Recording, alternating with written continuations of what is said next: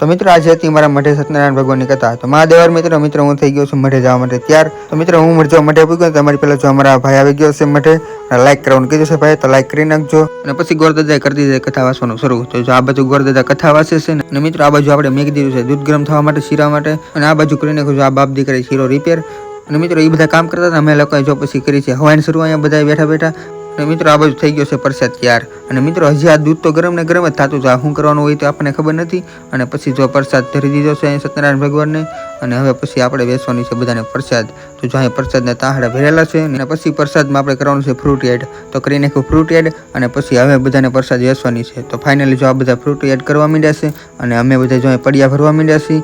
અને પછી જો અમારો પ્રસાદ થઈ ગયો છે ત્યાર. અને પછી મિત્રો મારો ભાઈ દેવા માંડ્યો છે બધાને પ્રસાદ, અને હું દેવા માંડ્યો છું બધાને વાટકા.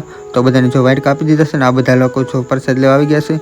અને મિત્રો પછી આપી દીધી જો આ બાળકોને આપણે બધાને પ્રસાદ. અને પછી